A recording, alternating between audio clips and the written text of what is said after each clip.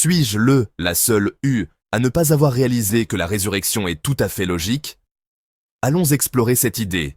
Imaginez ceci. L'esprit se libère de la chair. La chair se décompose en poussière, et cette poussière devient si fine qu'elle est invisible à l'œil nu. Certains perdent espoir en la résurrection lorsqu'ils voient des ossements desséchés. Ils n'arrivent pas à concevoir que ces os puissent revenir à la vie. Mais si ce n'est par la foi, ne devrions-nous pas y croire par la raison? Chaque jour, le monde imite notre propre résurrection. Pensez à la petite graine plantée dans la terre. Où était caché l'immense arbre à l'intérieur de cette graine? Le bois, l'écorce, les feuilles luxuriantes, les fruits abondants.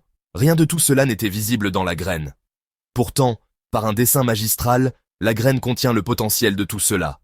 La rugosité de l'écorce est cachée dans la graine délicate, la force dans sa fragilité, l'abondance dans sa sécheresse. Alors, pourquoi être surpris que de la poussière fine, invisible à nos yeux, puisse reprendre forme humaine par la volonté du Créateur? Nous sommes des êtres rationnels par nature. L'espoir de notre résurrection devrait être une évidence en observant le monde qui nous entoure. Mais comme notre jugement peut être obscurci, la grâce de notre Rédempteur nous donne un exemple à suivre. N'oubliez pas, la résurrection n'est pas seulement un acte de foi, c'est le reflet de l'ordre logique de l'univers.